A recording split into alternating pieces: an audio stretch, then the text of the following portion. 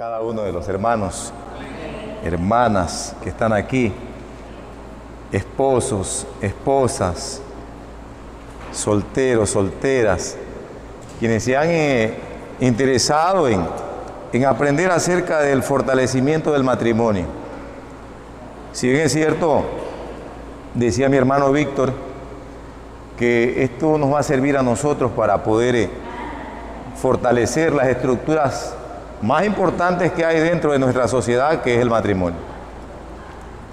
Decía siempre, si tú tienes un matrimonio saludable, entonces realmente vale la pena el esfuerzo que estás haciendo, o te estás esforzando para alcanzarlo, porque muchas personas pues lo podemos tirar a la deriva y no importa lo que acontezca en nosotros.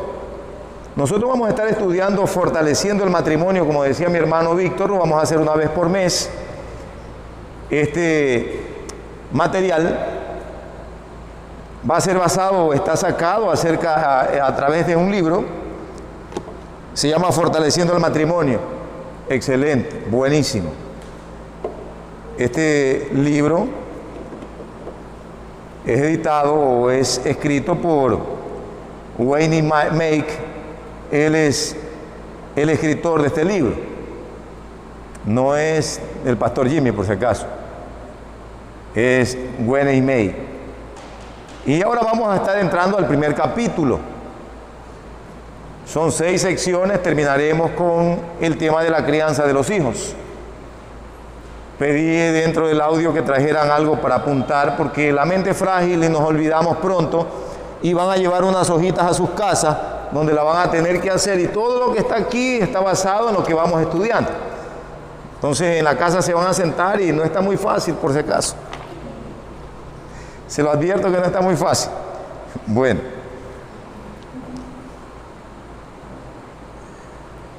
Todo lo que vamos a estudiar en esta hora es el capítulo 1. Y el capítulo 1 es cómo lograr la unidad mediante la comprensión del propósito de Dios para el matrimonio. Repito, cómo lograr la unidad mediante la comprensión del propósito de Dios para el matrimonio. Estamos hablando de una unidad.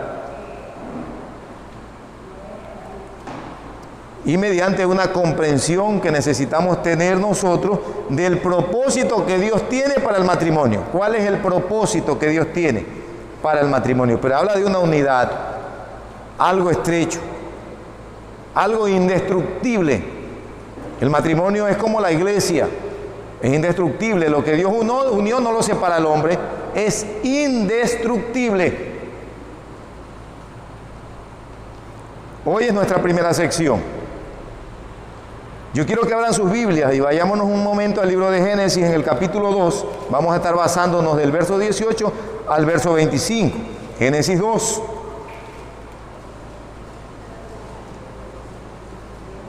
Aquí vamos a estar investigando acerca de el plan de Dios para el matrimonio. En este pasaje que vamos a leer, ¿cuál es el plan de Dios para el matrimonio?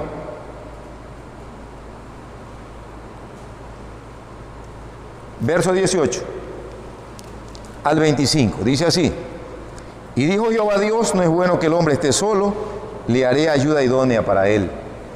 Jehová Dios formó pues de la tierra toda bestia del campo y toda ave de los cielos, y los trajo a Adán para que viese cómo las había de llamar. Y todo lo que Adán llamó a los animales vivientes, este es su nombre.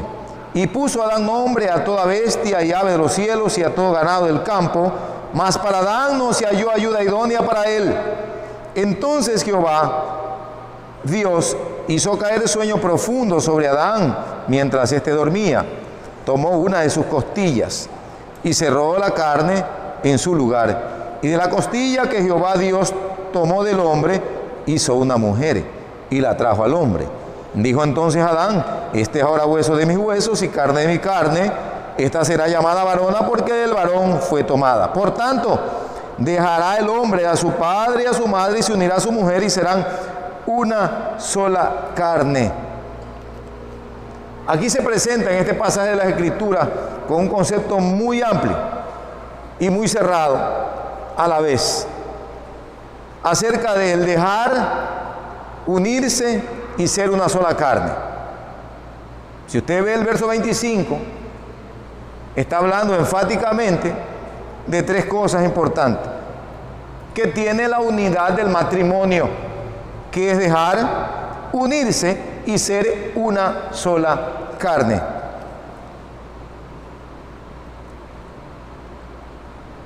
Hay solo una declaración acerca del matrimonio que Dios incluye 4 veces en la Biblia. 4 veces la incluye en la Biblia. Se encuentra en Génesis, en el capítulo 2, el verso 24. Por tanto, dejará el hombre a su padre y a su madre y se unirá a su mujer y serán una sola carne. Una sola carne. Hay solo una declaración acerca del matrimonio que Dios incluye 4 veces en las Sagradas Escrituras. Vayámonos a Mateo capítulo 19.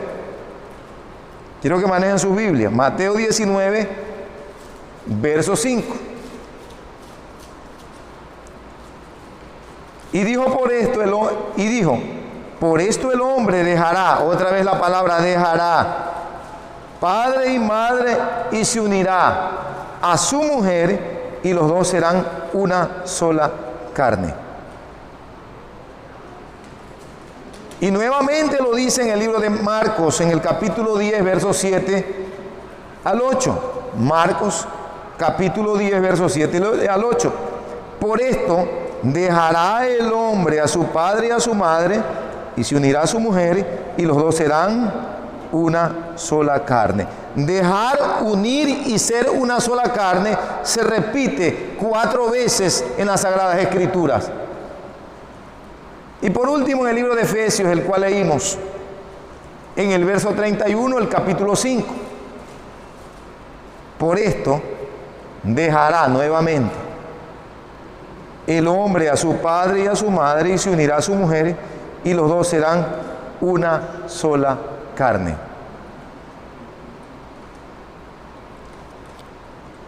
Dios está declarando acerca del matrimonio 4 veces que hay que dejar, unirse para ser una sola carne. Y esto lo hace una vez en el Antiguo Testamento y 3 veces en el Nuevo Testamento. En el Antiguo Testamento lo hace el Señor antes de que el hombre pecara. Y en el Nuevo Testamento, después que el hombre entrara en la transgresión y el pecado, lo hace el Señor. Antes de que el hombre cayera en pecado, menciona la palabra del Señor también. Y después de caer en el pecado, también. Esto implica que el fortalecimiento del matrimonio, o el orden del matrimonio, o el ordenamiento del matrimonio, es para todos. Para todos, creyentes y no creyentes. Está establecido dentro de la palabra del Señor. Es importante tener un buen plan acerca del matrimonio. Así como para edificar una casa. Una casa no simplemente la van a edificar por edificarla. Tienen un plan o un plano. ¿Cómo lo van a hacer? ¿Cuáles son las bases? ¿Qué material se va a usar? ¿De qué manera lo van a hacer? Todas esas cosas son importantes. De la misma manera el matrimonio tiene que tener un plan. Y el Señor tenía un plan desde el inicio de la creación, antes que el hombre pecara, y aún después del hombre pecar sigue siendo lo mismo. Dejar, unirse y ser una sola carne. No hay otra cosa. Y hoy en día, amada iglesia, amados hermanos y amigos, hay muchos matrimonios tristes, insatisfechos. Y no solamente entre los creyentes, sino también entre los no creyentes. ¿Y sabía usted que es tremendo el afectarse de un creyente, conociendo la palabra del Señor, tener un matrimonio insatisfecho? Es por eso la importancia de fortalecer el matrimonio. Y por eso estamos nosotros acá, para poder estudiar, para poder aprender, para poder fortalecer nuestro matrimonio. A mí no me va a decir que yo soy un buen creyente, pero mi matrimonio está hecho pedazo. No, el creyente primero tiene que preocuparse por el que está a su lado. Esa es la base fundamental. De eso depende el ministerio de un ministro. De eso depende la vida de un cristiano, de su buena relación que tenga con su cónyuge. Eso de dejar de unirse y ser una sola carne, Dios lo estableció. Y eso está dentro del plan de Dios, dentro del planeamiento de Dios para el matrimonio. Está antes de la caída y después de la caída. Pero vaya que es triste ver hogares insatisfechos. Es lamentable.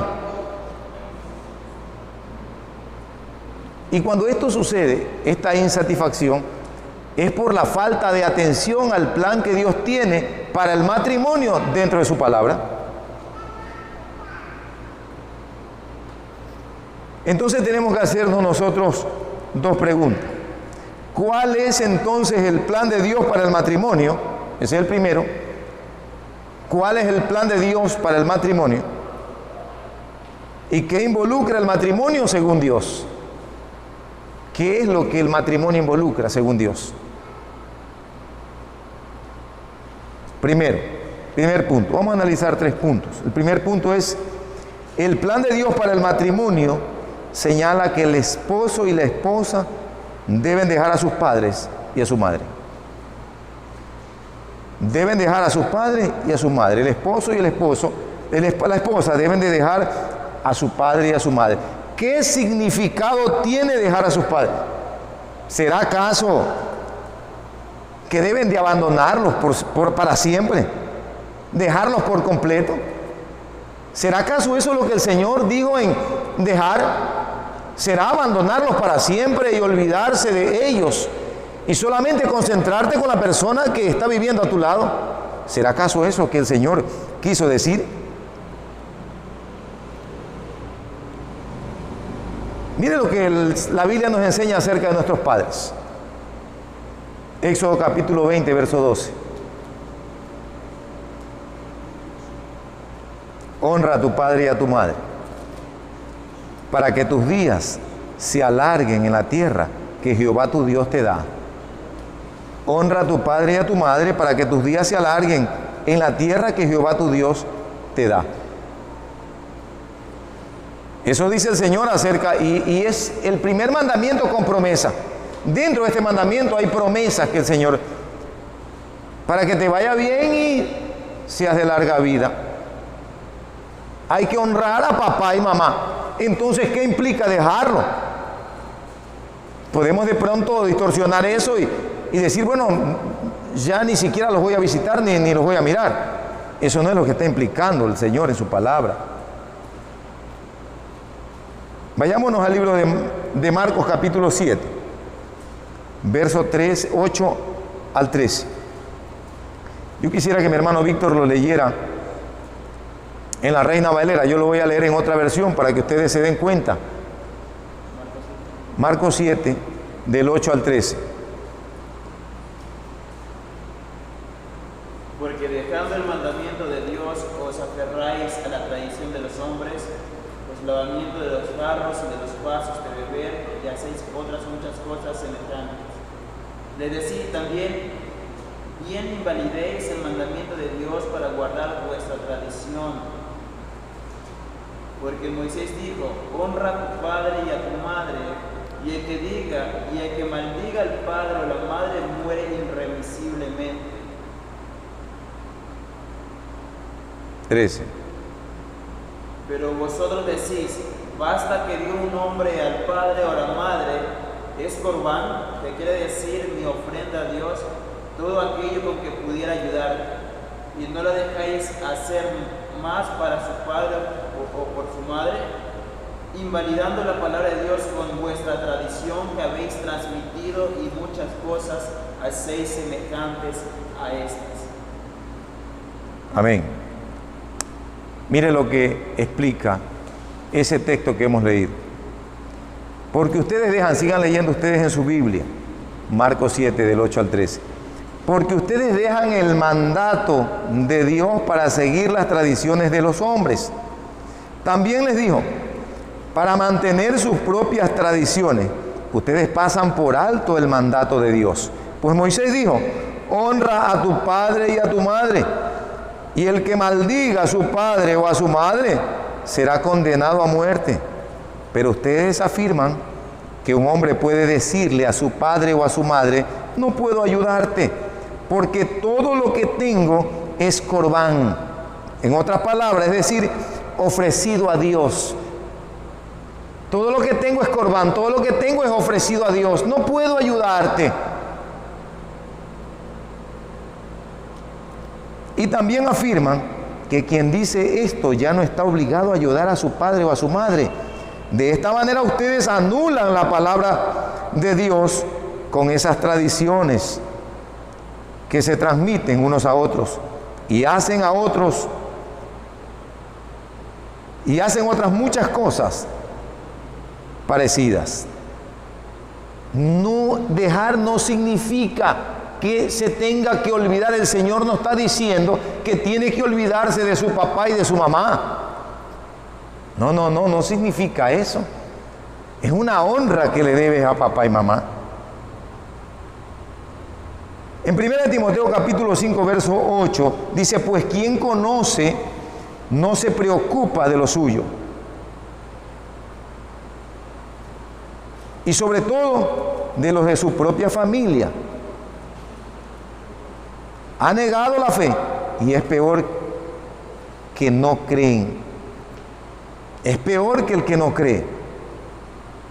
Pues quien conoce no se preocupa de lo suyo y sobre todo de los de su propia casa, de su propia familia, ha negado la fe y es peor que los que no creen. Tampoco significa que deben de separarse geográficamente a una distancia remota. Eso no significa dejar que tiene que separarse. No, yo tengo que irme a otro país o a otro pueblo para no estar con mi papá o mi mamá, porque la Biblia me dice que tengo que dejarlos. No significa eso. Aunque también vivir demasiado cerca de los padres al comienzo del matrimonio puede hacer más fácil el dejar. Puede hacer más fácil el dejar. Como también es posible dejar al padre y a la madre y vivir en la casa de al lado. También puede ser posible dejar al padre y a la madre y vivir en la casa de al lado. Todo es cuestión de la óptica que se vea. O a la inversa. Es posible vivir miles y miles de kilómetros de lejos y no dejarlos aún. Es más, pueden estar muertos y todavía no los ha dejado. No es que así me enseñó que así es, y así me dijo mamá y así me dijo. Y tengo que hacerlo de esta manera porque así me dijo papá. Y así es. Y no, esto no se hace así porque así me enseñaron. Es una nueva familia que estás creando. ¿Sabe lo que significa dejar a su padre y a su madre? Que ellos deben cambiar radicalmente. Tiene que haber un cambio tremendo. Significa establecer una relación de adultos con papá y mamá, una relación de adultos. Ya se casaron, ahora tienen una relación de adultos. Cuando sus hijos se casan, cuando usted se casó, usted tiene una relación de adultos con papá y con mamá. ¿Por qué? Porque ya formó su familia. No podemos mirarlo todavía como mi chiquito, mi chiquita. O no podemos nosotros también pretender todavía ser la hija de mami o la hija de papi. Tenemos que ser o hacer una relación fuerte con ellos de adultos. Ya somos adultos, ya nos casamos, ya tenemos pareja, ya tenemos una familia, ya somos personas adultas. Entonces tenemos que establecer una relación con papá y mamá de personas adultas. Eso es dejar de ser niño, dejar de ser parte de pertenecer a papá. de pertenecer a mamá. No es que si no me da, a mí me da este consejo, yo lo hago como me dice, así no le guste a mi pareja. Dejar es dejar. Significa que deben de ocuparse más de las ideas y opiniones y prácticas de su cónyuge que lo de sus padres. Eso significa dejar, que deben de preocuparse más de las ideas, de las prácticas o de las opiniones de su cónyuge que la de sus padres. Eso es dejar. Los dos pensamos, los dos opinamos y listo. Este es nuestro hogar. Y se da cuenta a veces en la crianza de los hijos. Sale mamá y le dice, la abuela sale, no, a mí no me tocan el niño. Y a mí no me tocan a la niña. Eso lo vamos a ver al final.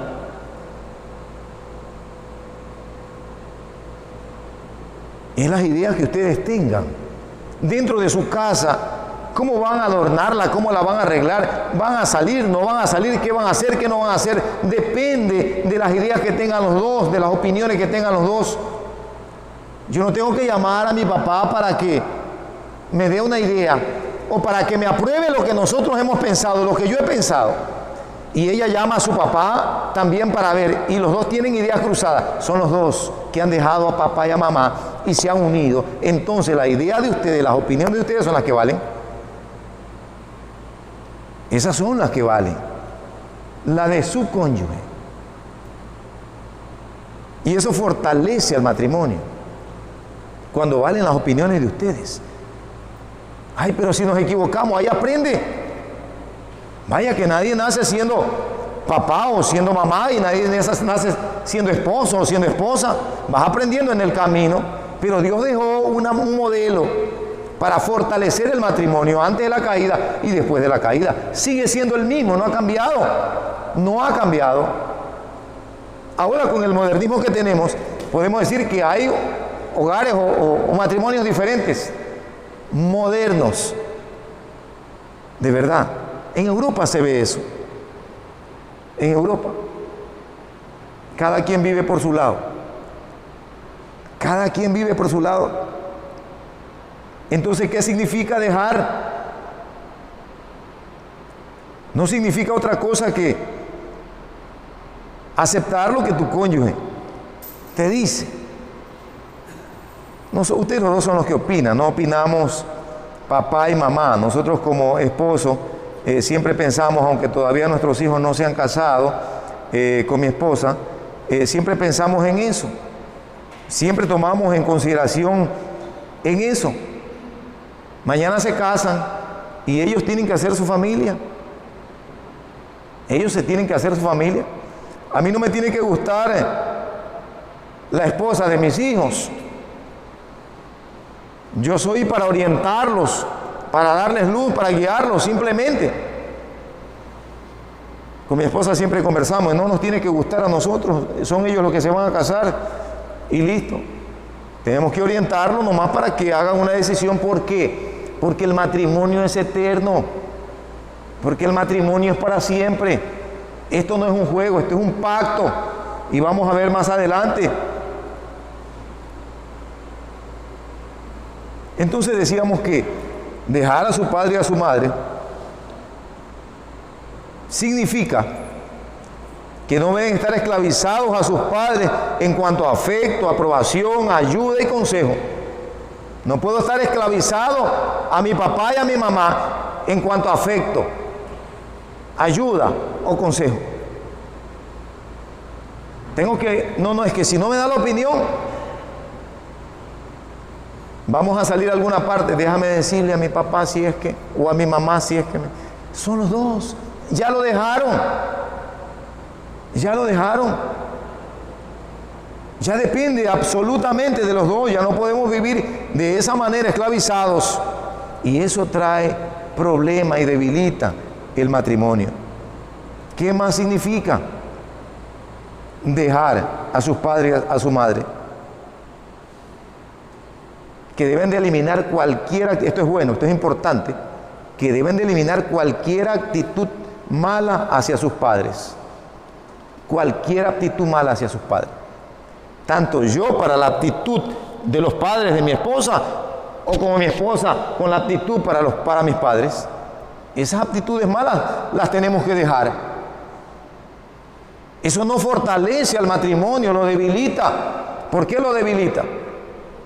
Porque empezamos nosotros a mirar a papá y mamá. Ahí tú tienes que pedirle consentimiento a tu papá. Ahí tú y a tu mamá. Y eso es un problema tremendo. Tenemos que fortalecer el matrimonio. Ya hemos dejado. Y dejar significa que debemos de eliminar todas esas cosas. Cualquier actitud mala hacia sus padres. Cualquier actitud mala. No es que no tenemos padres perfectos. Yo no tengo un padre perfecto. Mi esposa no tiene un padre perfecto. Entonces no puedo vivir recriminando a su papá. Y ella no puede vivir recriminando a mi mamá, a mi papá. Esas actitudes malas tienen que ser eliminadas dentro del matrimonio para que tenga un fortalecimiento genuino, verdadero. ¿Y sabe qué pasa con esto? Si no se hace eso, vas a seguir ligado a ellos emocionalmente, aunque físicamente estés lejos. Vas a seguir ligado. Eso trae conflicto dentro del matrimonio. Ya lo dejaron. Tenemos que reconocer que mi papá es un hombre, es un humano que se equivoca. Que el papá de mi cónyuge es un humano que también tiene errores. Y viceversa. Y todas esas malas actitudes de nuestros padres lo tenemos que dejar. Y hay cosas que venimos arrastrando nosotros también de nuestros padres. Y todas esas cosas tienen que salir de nosotros. ¿Qué más significa? Que tenemos que dejar de procurar que nuestro cónyuge le agrade a papá o a mamá. Mira, no hagas eso porque a mi papá no le gusta. No es que a mi mamá, ese es otro problema. O sea, tratamos o procuramos que a mi esposa tiene que gustarle a mi mamá y a mi papá. Y yo como el esposo tengo que gustarle al papá y a la mamá. Y procuramos, vivimos procurando siempre que su cónyuge cambie. Solo porque a sus padres no le gusta como es. Solo porque a sus padres no les gusta como es. Ustedes son una familia, los dos. A veces de pronto duermen un poquito más tarde. Hoy no, levántate pronto porque a mi papá no le gusta eso. No le puede gustar. Usted duerma. Un día tienen que levantarse temprano y lo mismo lo van a hacer. No podemos nosotros vivir procurando que su cónyuge cambie solo porque sus padres no les gusta como es. Entonces esto significa que esa relación marido-mujer tiene que ser la prioridad sobre toda relación humana. No hay otra relación humana que tenga la mayor prioridad que con su cónyuge. No existe ninguna otra relación humana que tenga mayor prioridad que la relación de usted con su cónyuge. No existe otra relación humana. Conversaba con un amigo y le decía, no, mi esposa está molesta. ¿Y por qué está molesta? Dice, no, porque me fui a jugar y ya por los fines de semana yo salgo a jugar. Y me demoro y paso el día por allá porque a veces tengo los partidos y ya me quedo conversando con los amigos, pero yo necesito tener ese tiempo con mis amigos. Le digo, ¿y tu mujer? ¿Cuándo? ¿Será que tus amigos son más importantes que tu esposa? ¿Será que serán más importantes que ella? Y mañana, cuando estás en desgracia, ¿quién está al lado tuyo? ¿Tus amigos o tu esposa? ¿Quién está allí? ¿Tu esposa? No existe una relación más importante en cuanto a las relaciones humanas que sea usted y su cónyuge. No hay otra. No hay otra. Entonces nosotros debemos procurar, sí, claro, ser un buen hijo o una buena hija, ser un buen padre o una buena madre, pero por sobre todas las cosas debemos de procurar ser un buen esposo o una buena esposa. Eso es más importante que cualquier otra cosa. mucho más importante que cualquier otra cosa.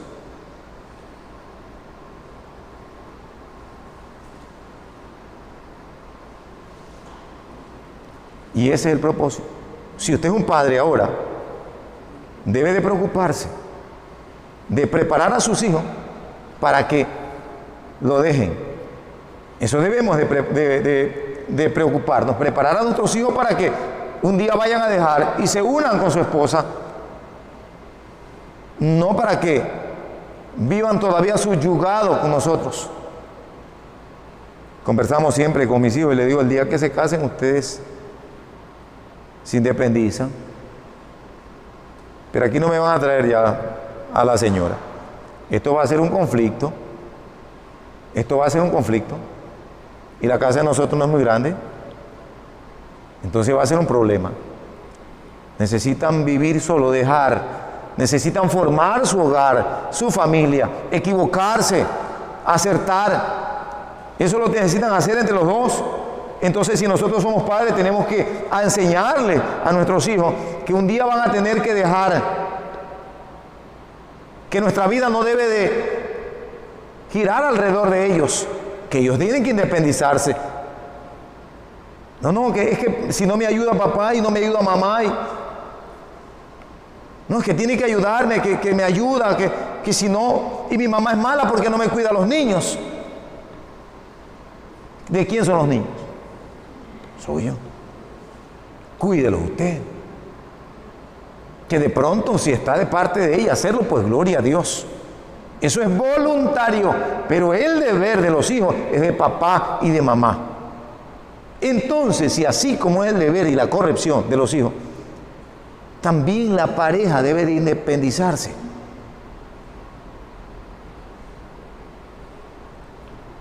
Entonces, ya no necesitamos de la ayuda. Es que mi papá no me ayuda, mi mamá. Necesito que me ayude. Ya debemos de cambiar. Cualquier dirección estamos pidiendo. Compañerismo, afecto. Lo estamos pidiendo. No, que te acompañe tu mamá, yo no puedo ir. Decimos nosotros. No, que te acompañe tu mamá, yo no. Así es el marido en muchas ocasiones. Allá que te acompañe tu hermana, yo no puedo. Y buscamos compañerismo para ella cuando nosotros somos llamados a estar con la pareja. Somos responsables de eso. Eso es dejar. Segundo, el plan de Dios para el matrimonio es que el marido y la mujer deben unirse el uno al otro. Deben de unirse el uno al otro. Dejar. Ya vimos lo que significa dejar. Ahora, unir. Por tanto, dejará al hombre a su padre y a su madre y se unirá a su mujer. Unir. Ese es el plan de Dios en el matrimonio. Es que el marido y la mujer deben unirse el uno al otro. ¿Sabía usted que al finalizar la jornada nos quedamos solos, los dos, como comenzamos? ¿Verdad, hermano Jorge? Nos casamos, nuestros hijos se casan y se van y cada quien es independiente. Cada quien es independiente. No puedo llegar a la casa de mi hijo y ya mismo tumbarle la puerta porque es mi hijo y levántese a las 5 de la mañana porque yo quiero café. Es la casa de ellos. Tengo que respetar. Es el respeto que hay y que debe de haber. De esa manera tenemos que aprender nosotros a hacerlo. El hombre se va a unir a su mujer. Ese es el plan de Dios dentro del matrimonio. Y eso no es solamente en el Antiguo Testamento, en el Nuevo Testamento. Eso no solamente para las parejas que son creyentes, también para aquellos que no son creyentes.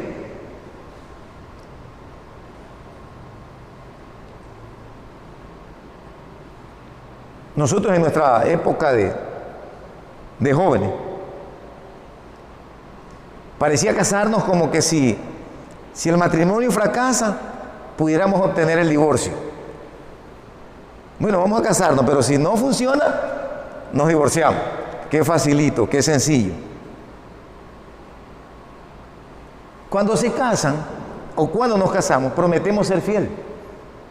¿Hasta cuándo? Hasta la muerte. Prometemos ser fiel hasta la muerte. Pero ¿sabe una cosa? Mentalmente añadimos, a menos que nuestros problemas sean demasiado grandes.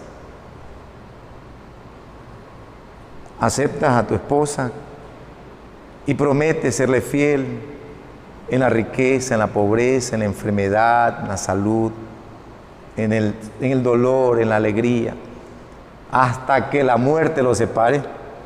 Sí, acepto. Y en su mente dice, a menos que nuestros problemas sean demasiado grandes. Si nuestros problemas son grandes, yo lo siento, pastor, yo no puedo seguir. Algunos quisieran renovar la partida de matrimonio como se renueva la licencia de conducir cada cierto tiempo. Y si se caduca, pues ahí la dejo. Ya no manejo, ya ahí la dejo porque ya se caducó. Algunos quisieran así. Otros quisieran que nos olvidáramos de los trastornos que lleva el matrimonio civil y la ceremonia. Quisiéramos que se olvidara. Que no, ¿eso para qué? Eso es por gusto. Mira que fulano no se casó y bien que están. ¿Cómo usted sabe que están bien? Si ese no es el plan de Dios. El plan de Dios es que deje que se una en una sola carne. El uno al otro, que se unan.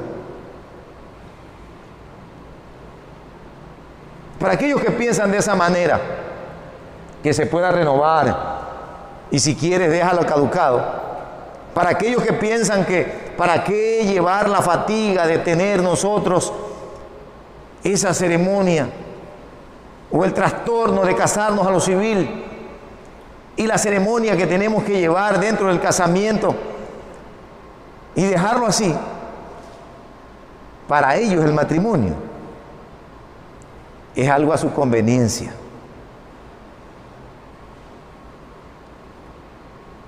Por suerte, para ellos es pasajero.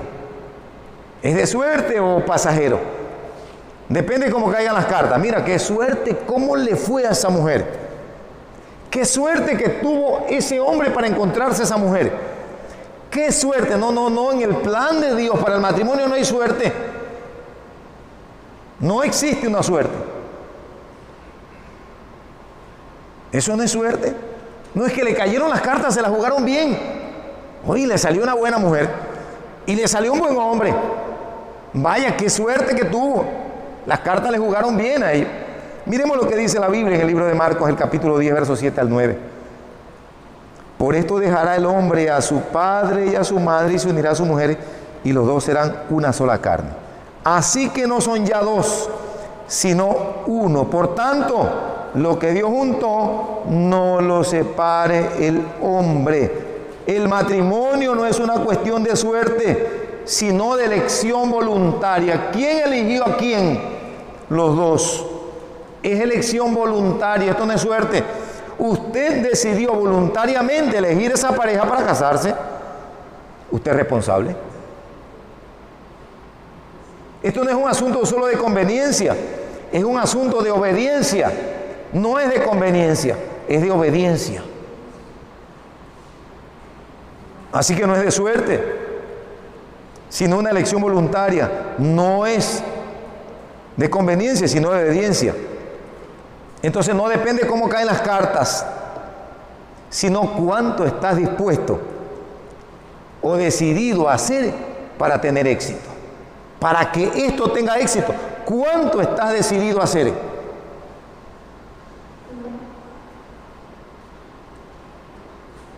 A veces decimos nosotros, yo a título personal, lo digo a título personal,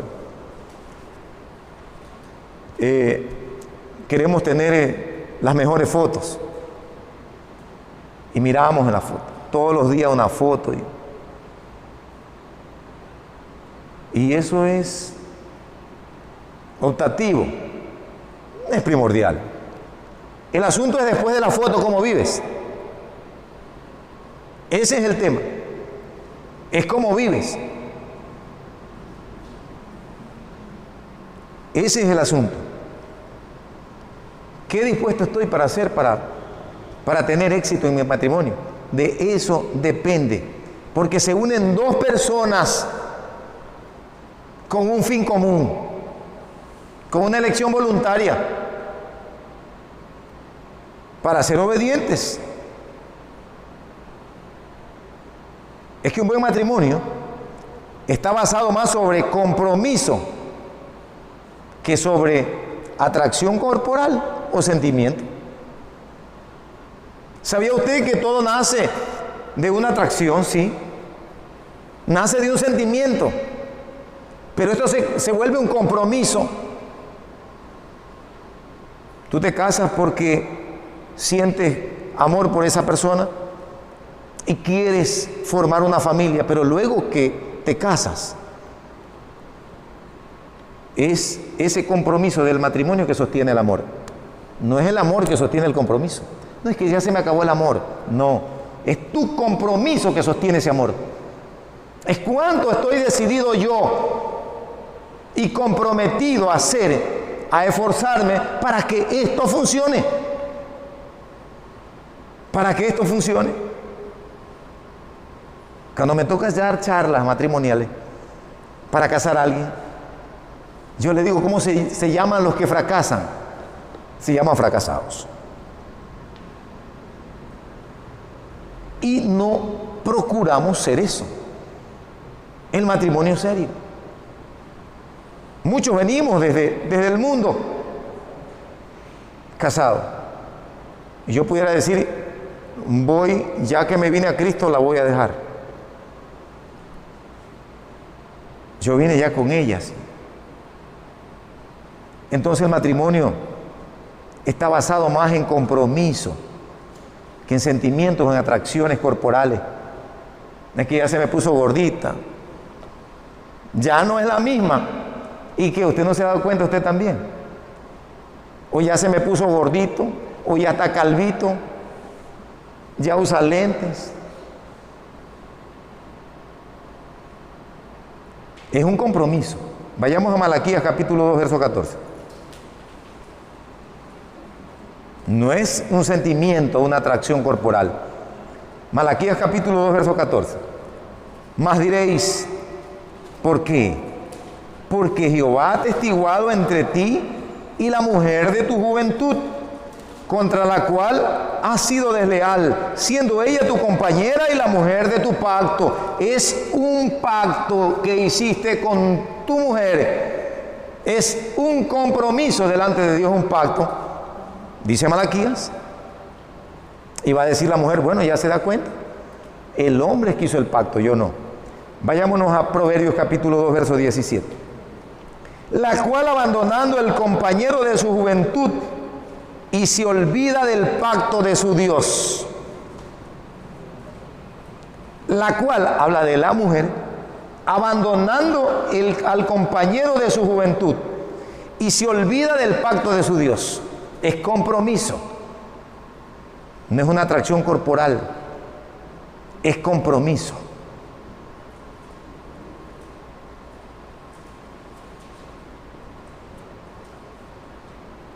A veces la mujer da luz, por regla general, su cuerpo cambia cuando se da luz. Y a veces uno llega a decir, bueno, hasta las estrías de ella se las quiero yo. No importa. No importa. Como se ponga. No debe de importarnos eso. Es un compromiso que yo hice delante de Dios. Es un pacto que yo tengo que sostener.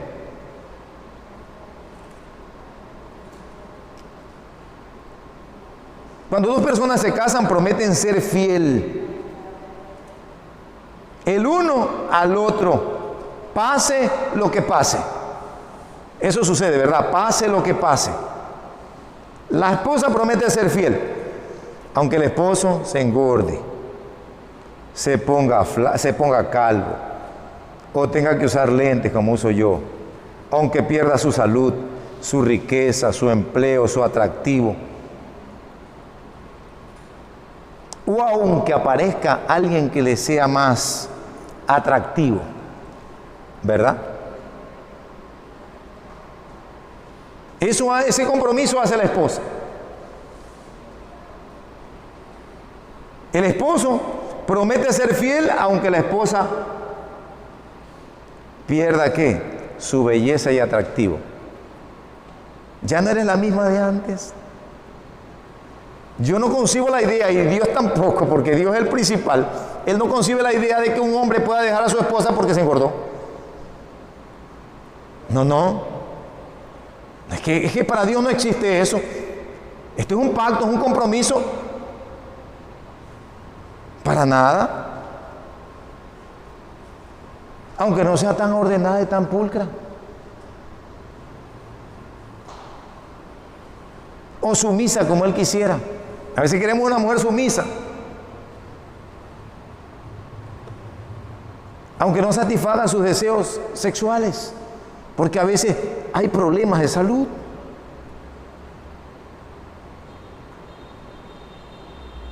La mujer tiene una costumbre, ¿verdad? La costumbre de la mujer. Y a veces no podemos entender eso. Aunque gaste el dinero neciamente. Aunque sea una mala cocinera. Hay mujeres que el agua hervida les queda riquísimo.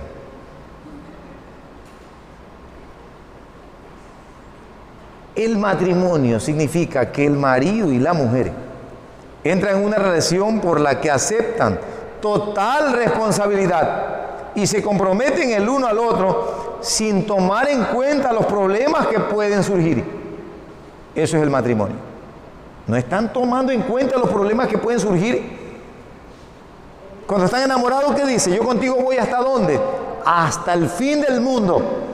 Y después no quieren ir ni a la esquina. Pues siga diciendo que va hasta el fin del mundo. A pesar de todo. Usted no se casa con una persona pensando que no va a tener problemas. Son dos personas diferentes. De maneras de pensar diferentes. Distintos en todos sus aspectos.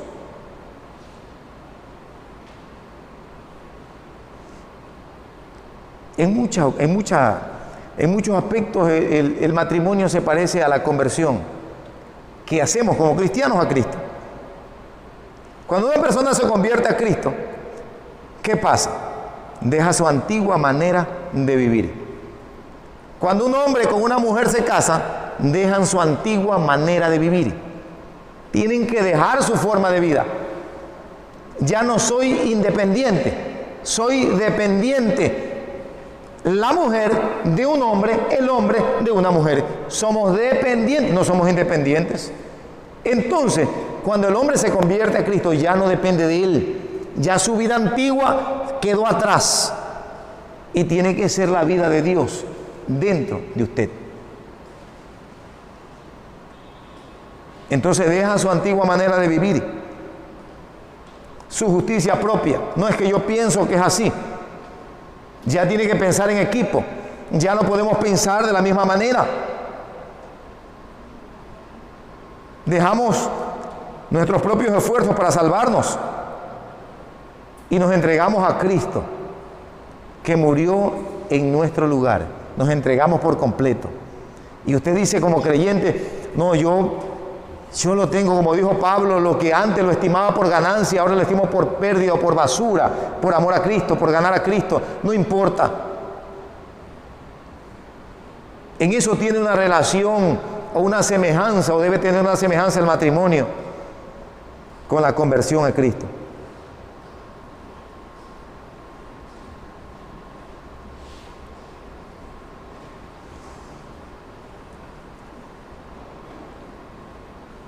Entonces, tenemos que servirle al Señor fiel y diligentemente. Eso es lo que hacemos como cristianos. Fiel al Señor, servirle fiel y diligentemente. El hombre que se casa tiene que servirle a su esposa fiel y diligente. La mujer que se casa tiene que ser con su esposo fiel y diligente. Tiene cierta relación. Veamos algunos textos bíblicos de esto que acabamos de decir. acerca de la conversión del hombre a Cristo y la semejanza que tiene con el matrimonio. Romanos capítulo 10, verso 9. Alguien que me lea ese pasaje de la Escritura. Romanos 10, 9. Hermano Víctor, usted Romanos 10, 9. Hermano Isaac, Hechos 16, 31. Hermana Roxana, Filipenses 3, 2, 7 y 8. Hermana Raquel, Primera de Tesalonicenses capítulo 1, verso 10, 9 al 10, perdón. Hermano Víctor, Romanos 10, 9.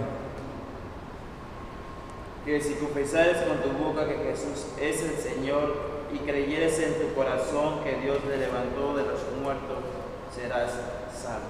Si confesares con tu boca que Jesús es el Señor, cuando tú te vas a arrepentir y vas a aceptar, tú confiesas con tu boca que Jesús es el Señor y crees en tu corazón que Dios le levantó de los muertos. Tienes que creer dentro y serás salvo. Cuando tú te casas, tú confiesas con tu boca que quieres casarte con esa persona porque lo amas, porque lo sientes dentro, ¿verdad?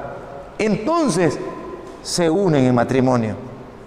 Esa es la relación que tiene el convertirse a Cristo con casarse, con ser un matrimonio. Eso es lo que Dios involucra. Una entrega total e irrevocable de dos personas, la una a la otra. Hechos 16, 31. Ellos dijeron: cree en el Señor Jesucristo y serás salvo tú y tu casa. Cuando usted cree en el Señor, usted se preocupa por dónde, por su casa. Vive interesado por su casa. Usted quiere que su casa salga adelante. Alguien que se convierta a Cristo que no quiere que se convierta a nadie en su casa. Ah, no. De la misma manera, cuando nos casamos, nosotros queremos que nuestra casa viva bien. Tener una casa saludable, una casa donde more Dios, donde todo funcione correctamente. Filipenses capítulo 3, verso 2, 7, 8. Guardaos de los perros, guardaos de los malos obreros, guardaos de los mutiladores del cuerpo, pero cuantas cosas eran para mi ganancia las he estimado como pérdida por amor de Cristo. Y ciertamente aún estimo todas las cosas como pérdida por la excelencia del conocimiento de Cristo Jesús, mi Señor, por amor del cual yo he perdido todo y lo tengo todo por basura para ganar a Cristo. Amén. ¿Se da cuenta la importancia que tiene el matrimonio y la relación que hay entre la conversión de un creyente? Lo que Pablo establece, y dentro del matrimonio, que es una institución sagrada para el Señor, todas las cosas de afuera tenemos que tenerlas nosotros por pérdida, por basura. ¿Por qué? Porque tenemos una persona, o tenemos un hogar, o tenemos una familia al cual tenemos que responder, tanto como hombre o como mujer. Hay que responderle. De esa misma manera, el matrimonio, según Dios, involucra una entrega total. Es irrevocable. Irrevocable. Pablo dice: lo he dejado todo. Lo he dejado todo. Hay veces en los hogares no hemos dejado, en la pareja, en el matrimonio, no lo hemos dejado todo. Y por eso nuestro hogar está tambaleante. No lo hemos dejado todo. Y necesitamos fortalecer el matrimonio, tenemos que dejarlo todo. Entonces el matrimonio, según Dios, involucra o significa adherirse, unirse el uno al otro, en enfermedad, en salud, en pobreza, en riqueza, en alegría, en tristeza, en gozo, en dolor, en tiempos buenos y malos, en acuerdos y desacuerdos. El matrimonio, según Dios, significa que saben que deberían enfrentar problemas. Eso significa el matrimonio según Dios, que saben que deberían enfrentar problemas. Que me digan de los presentes que estamos aquí, ¿qué matrimonio no tiene problemas? Todos, todos. Pastor, ¿y el suyo? Claro. A veces reñimos con la señora. Tenemos desacuerdos. Tenemos acuerdos. Y cuando hay desacuerdo, pues tenemos que llegar a un acuerdo. Pero deberíamos saber nosotros que tener un matrimonio es para enfrentar problemas. Tenemos que cambiar opinión acerca de esos problemas que tenemos. ¿Cómo buscar la ayuda de Dios? ¿Cómo resolver en lugar de escapar de ellos? Porque no hay salida del vínculo. No hay salida de ese vínculo. A veces tratamos de escapar. No, nosotros tenemos que solucionar los problemas. No, yo mejor para no tener problemas, ahí nomás lo dejo y me voy. Para no tener problemas, ahí lo dejo y me voy. Ese es como no tomo agua porque no tengo sed. Y el agua no es solo para la sed, es para su salud. Y cuando se da cuenta, tiene los riñones dañados. Y le dicen, tome agua, se quiere tomar un tanque de agua todos los días. Ya es tarde. ¿Por qué? Por no enfrentar a esos problemas que hay dentro del matrimonio, que laceran, que dañan y debilitan el matrimonio. Necesitamos fortalecerlo. Entonces están comprometidos el uno al otro de por vida. Ojo con eso, de por vida. Entonces deben de adherirse el uno al otro, hoy, mañana y siempre. Mientras los dos vivan, deben de estar unidos, el uno al otro. Tercero, el plan de Dios para el matrimonio involucra el ser una carne. Esto es muy importante. ¿Sabe a qué se refiere esto del ser una sola carne? Se refiere en una profundidad más amplia en las relaciones sexuales o la unión física. Veamos lo que dice 1 Corintios capítulo 6, verso 16.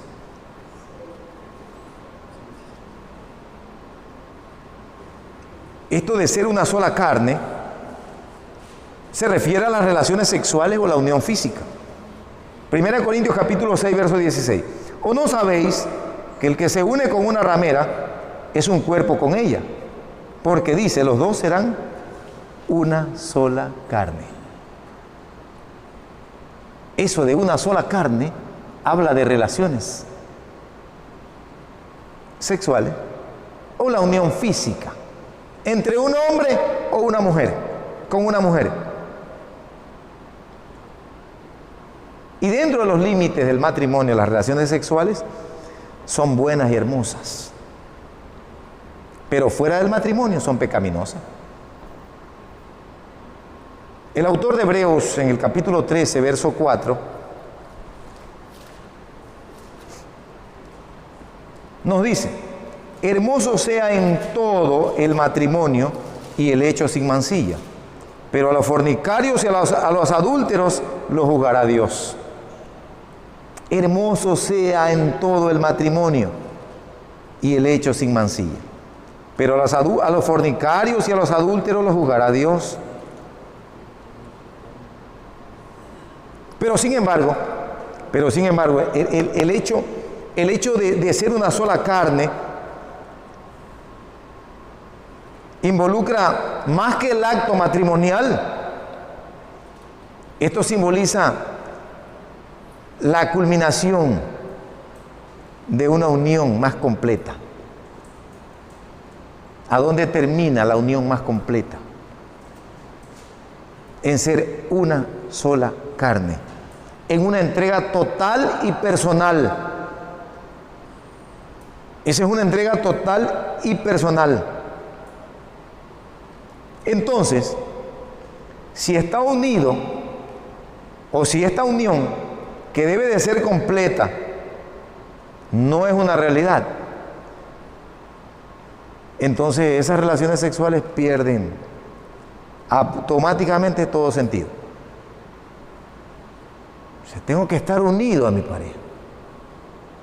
Hay una unidad tremenda dentro, para que ya a lo final ser una sola carne, yo tengo que haber dejado y tengo que estar unido, compenetrado con mi pareja, con mi cónyuge, para que eso al final sea el complemento.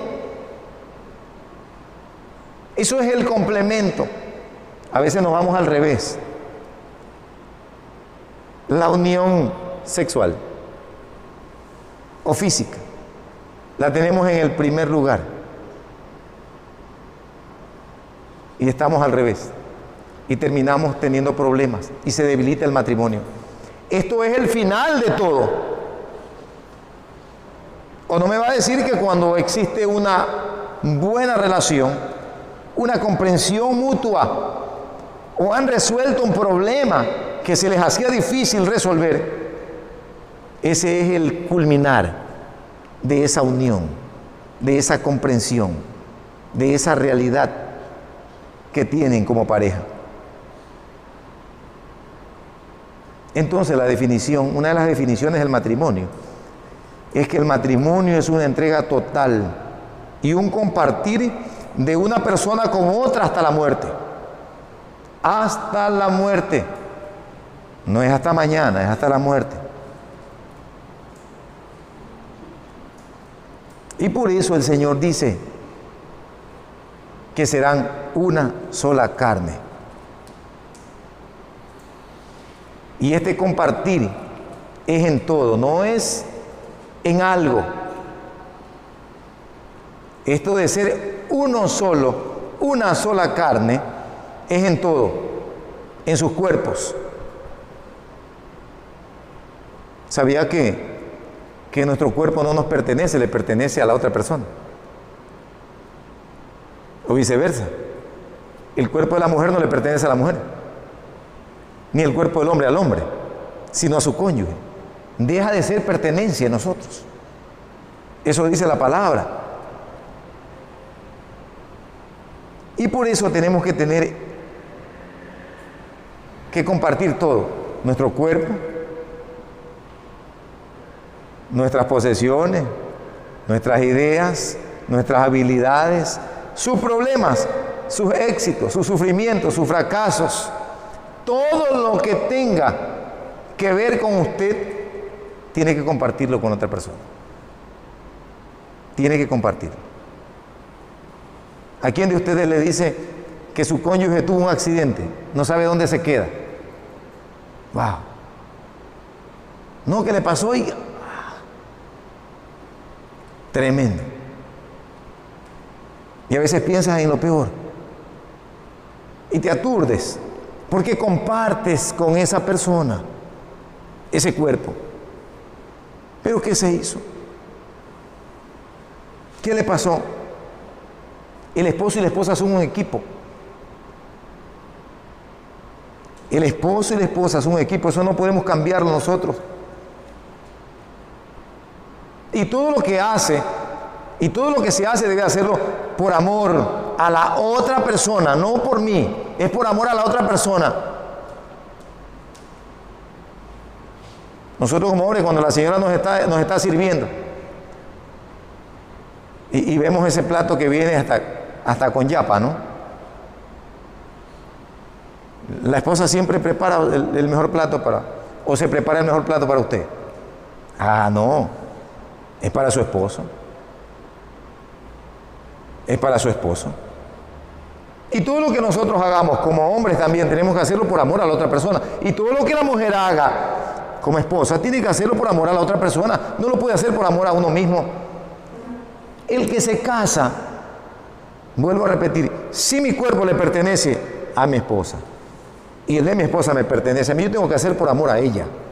Y ella tiene que hacerlo por amor a mí. De esa manera. No por amor a mí mismo.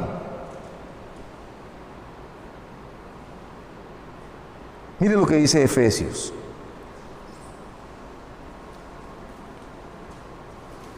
Tenemos que nosotros preocuparnos tanto de la otra persona como la de nosotros. Efesios 5:28. Efesios 5:28. Hermano Víctor. Hermano Yoseli, Proverbios 31:12 y el 27. Mire lo que dice Efesios 5:28. Así también los maridos deben amar a sus mujeres como a su mismo cuerpo. El que ama a su mujer, a sí mismo se ama. Amén.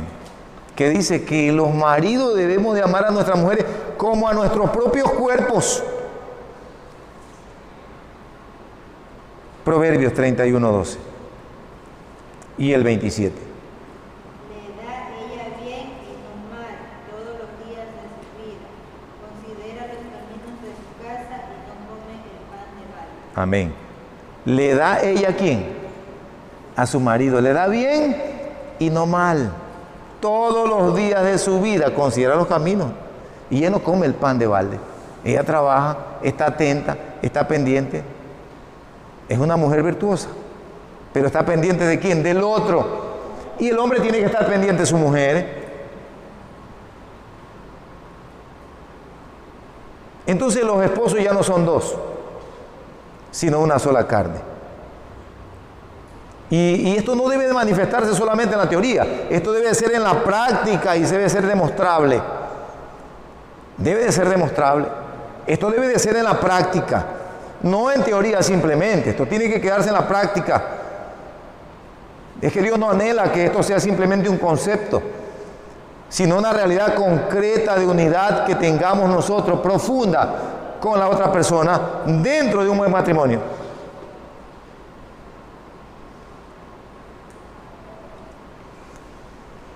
Entonces, amada iglesia, amados hermanos, la intimidad total y la unidad profunda no significa una total igualdad.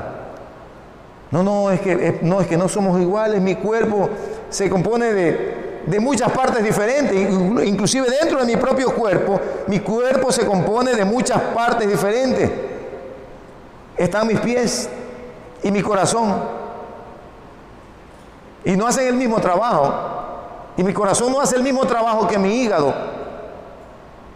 Entonces, hay diversidad de funciones dentro de mi cuerpo, pero sin embargo hay una unidad.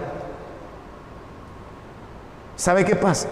Que el hígado trabaja para todo el cuerpo y los pies trasladan a todo el cuerpo y el corazón funciona para todo el cuerpo. Y ese ejemplo lo dejó el Señor y habla de que Él es la cabeza y es el cuerpo de Cristo. O sea, todos trabajamos en función de una unidad y dentro del matrimonio todos tenemos que trabajar, los dos tenemos que trabajar en relación a una unidad. Esa es la unidad perfecta que debe de haber. Entonces, de la misma manera, el marido y la mujer pueden ser diferentes en algunos aspectos o en varios, pero no deben permitir que esas diferencias que hay sean un obstáculo en la unidad dentro del propósito que Dios tiene para el matrimonio. No pueden permitir que esas diferencias vayan a ser un obstáculo dentro de la unidad que Dios tiene dentro de su propósito en el matrimonio. No puede ser un obstáculo. Pero sin embargo, hermanos, nosotros debemos saber que esto no es fácil, de verdad. Mantener la unidad o lograr la unidad no es fácil. Qué fácil es, ¿no? Es fácil decirlo, pero qué difícil es mantener la unidad dentro del matrimonio. Es muy difícil mantener esa unidad. ¿Sabe por qué? Porque el obstáculo más grande para lograr la unidad es nuestra condición pecaminosa, es nuestro propio pecado. Son dos hombres pecadores que se han unido, que lo que más saben es pecar. Son dos hombres pecadores, dos personas pecadoras que se han unido. Esa es nuestra peor condición que tenemos nosotros.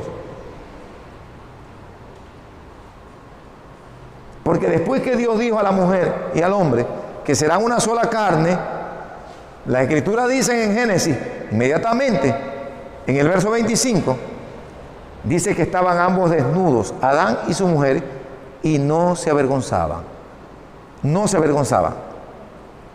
¿Qué significa? Que Adán fue el único ser humano que vio a Eva desnuda. Y Eva fue la única mujer o la única persona que vio a Adán desnudo. Esto ocurrió antes que pecaran, antes. Después que pecaron, ahí cambió las cosas. Génesis 3:7. Entonces fueron abiertos los ojos de ambos y conocieron que estaban desnudos. Entonces salieron, cosieron hojas de higuera y se hicieron delantales. En este intento de cubrirse, ahí vino ya prácticamente lo que el pecado hizo. La evidencia de que estaban conscientes de que habían pecado delante de Dios. Ya eran conscientes que habían pecado. Eso de cubrirse simboliza el esfuerzo de esconderse el uno del otro. Ese es un problema, el esconderse del uno del otro. A veces hasta es difícil. O porque la mujer tiene vergüenza, porque el hombre tiene vergüenza. Esto viene porque son dos hombres pecadores que se han unido. Entonces, cuando entró el pecado, la unidad y la transparencia que había entre ellos, que estaban desnudos y no se daban cuenta, cambió totalmente. Cambió totalmente. Fue destruida. Eso ya cambió. Entonces, es el pecado que hace en la vida del matrimonio que se lacere, que se dañe, que se destruya. Necesitamos fortalecer el matrimonio. ¿Qué hay para fortalecer el matrimonio? Está Cristo. Entonces apareció Cristo para romper el pecado del hombre y culminar con el pecado del hombre, para que el hombre pudiera acercarse, para que no tuviera vergüenza delante de Dios, porque tuvieron miedo de Dios, tuvieron vergüenza el uno del otro, para que el hombre y la mujer no tengan vergüenza y para que el hombre arregle su condición delante de Dios. Entonces apareció Cristo. Esto significa que todos necesitamos a Cristo para fortalecer nuestro matrimonio. La base fundamental dentro del fortalecimiento del matrimonio es Cristo. Solo Él puede tomar al hombre y a la mujer, pecadores, egoístas, y lograr que dejen a su padre y a su madre y se unan y llegan a ser una sola carne. Solamente Dios lo puede hacer. Y por eso necesitamos someternos a Dios, a su palabra. El matrimonio no fue inventado por el que los quiso casar. El matrimonio no. El matrimonio fue creado por el Señor. Y el fortalecimiento del matrimonio está dentro de la palabra. Si nosotros tenemos un matrimonio bíblico y vivimos conforme a lo establecido por Dios, va a ser fortalecido. Dios le bendiga, hermano.